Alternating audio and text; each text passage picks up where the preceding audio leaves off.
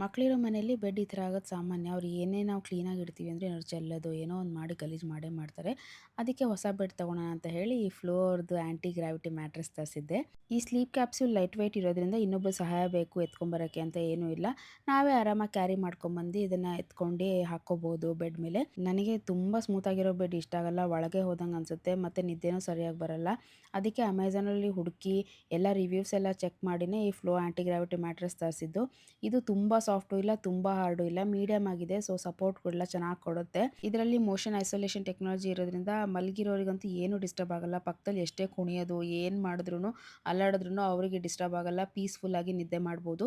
ಮತ್ತು ಇದನ್ನು ಜಿಪ್ ತೆಗೆದು ರಿಮೂವ್ ಮಾಡಿ ಮೇಲಿನ ಕವರ್‌ನ ವಾಶ್ ಕೂಡ ಮಾಡ್ಬೋದು. ಸೊ ಏನಾದರೂ ಗಲೀಜಾದರೆ ಮಿಸ್ಸಾಗಿ ನಂದು ಹಳೆ ಬೆಡ್ ಥರ ಆಗಿದ್ರೆ ಆರಾಮಾಗಿ ತಕ್ಕೊಂಡು ಇದನ್ನು ಕ್ಲೀನ್ ಮಾಡ್ಕೋಬೋದು. ಮತ್ತು ಇದರಲ್ಲಿ 100% ನ್ಯಾಚುರಲ್ ಲ್ಯಾಟೆಕ್ಸ್ ಯೂಸ್ ಮಾಡಿದ್ದಾರೆ.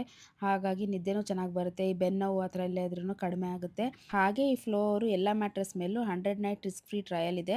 ಸೊ ತರಿಸಿ ನಾವು ಯೂಸ್ ಮಾಡಿ ನೋಡ್ಬೋದು. ಚೆನ್ನಾಗಿದೆ. ನನಗಂತೂ ಈಗ ನಿದ್ದೆ ಚೆನ್ನಾಗಿ ಬರ್ತಾ ಇದೆ. ಆಮೇಲೆ ಬೆನ್ನೋವು ಅದೆಲ್ಲನೂ ಕಡಿಮೆ ಆಗಿದೆ. ನನ್ನ ಮಗಳಂತೂ ನೈಟ್ ತುಂಬ ಒದ್ದಾಡ್ತಾಳೆ. ನಿದ್ದೆನೇ ಬರ್ತಿರಲಿಲ್ಲ. ಪದೇ ಪದೇ ಎಚ್ಚರ ಆಗೋದು. ಈ ಬೆಡ್ ತರಿಸಿದ ಮೇಲಂತೂ ಇವಾಗ ಆರಾಮಾಗಿ ನಿದ್ದೆ ಮಾಡ್ತಾ ಇದ್ದೀನಿ. ಅವಳೆಷ್ಟು ಒದ್ದಾಡಿ ಏನು ಮಾಡಿದ್ರು ನನಗೇನು ಡಿಸ್ಟರ್ಬೆನ್ಸ್ ಅಂತೂ ಆಗೋದೇ ಇಲ್ಲ.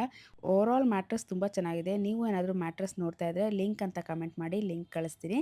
ಮತ್ತೆ ಮುಂದಿನ ವಿಡಿಯೋಲಿ ಸಿಗೋಣ. ಅಲ್ಲಿವರೆಗೂ ಬಾಯ್.